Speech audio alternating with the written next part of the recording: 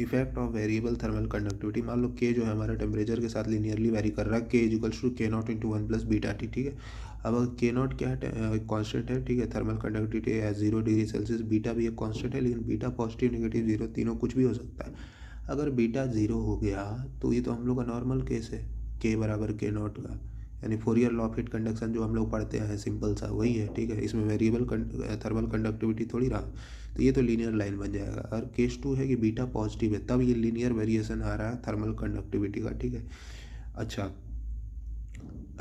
एक चीज़ हम लोग पहले ही एक चीज़ मैं पहले ही बता दे रहा हूँ कि अगर इस के जो है लीनियरली वेरी करता है तो जो हीट ट्रांसफ़र होता है वो क्या होता था, पहले क्या होता था, के ए डेल्टा टी बाई के A T one minus T two by delta होता था। अब के की जगह बस के एम आ जाएगा, where K M is nothing but K naught into one plus beta times T M. T M क्या है, T one plus average temperature है, ठीक है।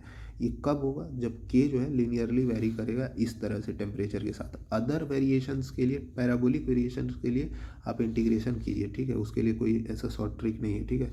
इसके लिए शॉर्ट ट्रिक यही है कि बस टी की जगह टी एम रख दो, ठीक है। अच्छा, अब देखो कि थोड़ा वेरिएशन देख लेते हैं इसमें। बीटा अगर पॉजिटिव है और जैसे जैसे हम लोग आगे बढ़ रहे हैं तो हीट ट्रांसफ़र कहाँ से होता है, हाई टेम्परेचर से लोअर टेम्परेचर, आगे बढ़ने पे टेम्परेचर घट रहा है तो के घटेगा अगर बीटा पॉजिटिव है तो, ठीक है। तो के घटेगा तो इस रिलेशन से देखो कि के क्यू बाई ए माइनस, सबको इधर कर दो, क्यू बाई के सारा कांस्टेंट को इधर कर दो, तो क्या आ जाएगा, K into d T by d x equal to constant. Since K जो है मेरा आगे जाने पे कम हो रहा है तो D T by d x यानी स्लोप जो है बढ़ेगा। बढ़ता हुआ स्लोप बनाना है, मतलब कैसा होगा, 0 to 90। यहाँ पे देखो पैरेलल लाइन बनाओ तो यहाँ 0 स्लोप है, यहाँ 90 है, ठीक है। अब दूसरा केस, बीटा अगर निगेटिव है, बीटा निगेटिव है तो क्या होगा, टेम्परेचर आगे जाने पे तो कम हो रहा है, ठीक है, टेम्परेचर कम होगा लेकिन बीटा तो निगेटिव है तो के बढ़ेगा, के बढ़ेगा तो D T by d x यानी स्लोप जो है कम होगा, तो अब 90 से 0 जाएगा। तो ये देखो यहाँ पे स्लोप 90 है, यहाँ पे 0 है, ठीक है। तो ऐसा वेरिएशन मिलेगा, ठीक है।